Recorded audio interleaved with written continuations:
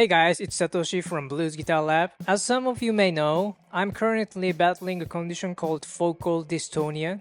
Basically, I can't play guitar right now. I'm healing, but in the meantime, I've decided to make talk videos where I can provide value without playing guitar. Now, you might be wondering about the lick video and the few short videos I post every day. Don't worry, I haven't miraculously recovered overnight.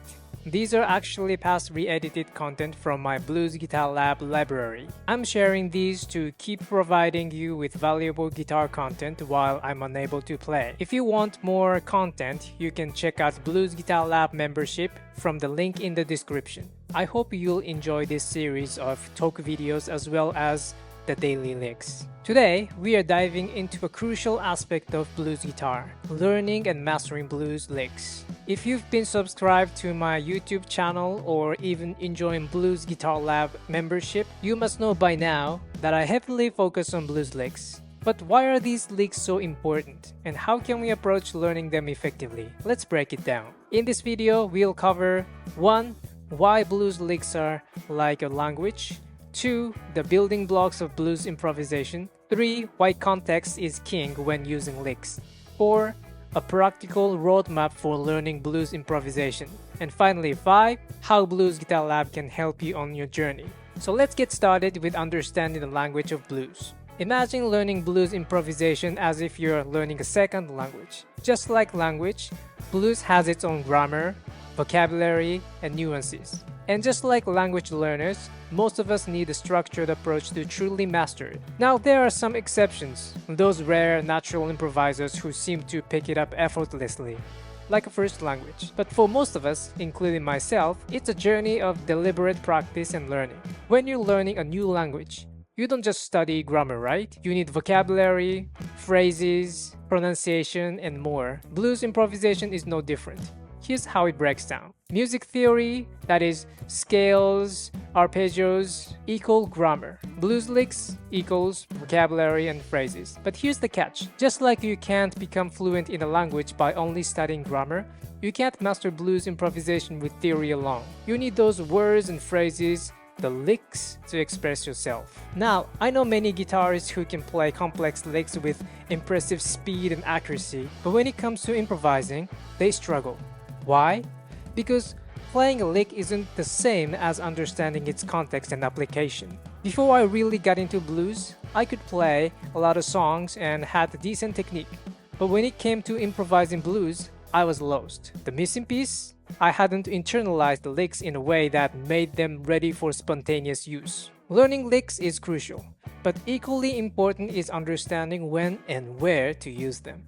It's like knowing which phrases are appropriate in different social situations in language learning. Think about the phrase, "nice to meet you," in English. It's a simple, easy to remember phrase, but you can't use it by just memorizing it. You need to know when to use it. In this case, when you meet someone for the first time. The same principle applies to blues licks. For instance, minor pentatonic licks are versatile and work in most major blues contexts. Some licks are chord-specific and only shine in certain parts of the progression, just like certain phrases are only appropriate in specific social contexts. Take one of my lick videos for example.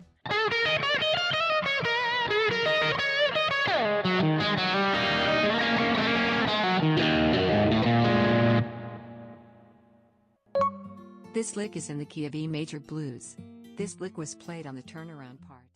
I'm not gonna get into the detail of this whole lick, but for the first bar, which is on the 5 chord, micro bending on 15th fret, 2nd string, and the note on 14th fret of 1st string are 5 chord specific notes. By knowing this, you can use these notes on 5 chord, not just copying this lick, but even make your own licks by this idea. This is why it's so important to learn music theory alongside your licks. It gives you the why behind the what you're playing. Just as understanding cultural context enhances your language skills, understanding musical context elevates your blues playing. This is exactly why I've created so many lick videos for you. In our Blues Guitar Lab library, you'll find a treasure trove of lick lessons, each coming with music theory explanations. It's like learning vocabulary and grammar together. the fast track to blues fluency. By learning licks in context, understanding their theoretical underpinnings, and practicing their application, you'll be well on your way to becoming a confident blues improviser. Remember, every great blues player started somewhere. With dedication, structured learning, and plenty of practice, you'll be speaking the language of blues in no time. Now, let's share with you a practical roadmap for learning blues improvisation. 1. Learn scales. Don't overwhelm yourself trying to learn every scale at once. Start small and focus on the essentials. 2. Learn licks. This is crucial. Learn licks both physically, that is how to play them, and theoretically, that is understanding the musical context. 3. Expand your knowledge. As you learn licks, gradually expand your understanding of scales and arpeggios. While you could learn all frequently used scales and arpeggios first, that can be boring. I recommend learning a few basic patterns, then dive into real licks and learn the theory alongside them in a more practical way. I think this approach is very important. Again, it's similar to language learning. As a Japanese person, we learned English in school focusing heavily on grammar, but nearly nobody really acquired English conversational skills that way. I had to learn real vocabulary from TV shows and other practical sources to actually become fluent. Just like that, just learning scales doesn't get you very far, especially for blues. You don't need a lot of scales for blues anyway. The most important thing lies in practical licks. They're like the real-world vocabulary of blues guitar. Number 4. Jam practice. This is where it all comes together. Play the licks you've learned and use scales and arpeggios to connect them. Remember, blues isn't about filling every space with notes. Leave room for the music to breathe. This roadmap provides a structured approach to learning blues improvisation, combining theory and the practice in a way that keeps things interesting and productive. Remember, just like learning a language, becoming fluent in blues takes time, practice, and immersion in the style. By following these steps and focusing on practical licks alongside theory, you'll develop a deep understanding of the blues language. You'll find yourself not just playing notes, but truly expressing yourself through your guitar. And that's it for today, folks. I hope this gives you a good idea of how to approach learning blues licks and why they're so crucial. Before we go, if you're interested in learning blues guitar, be sure to check out Blues Guitar Lab free membership.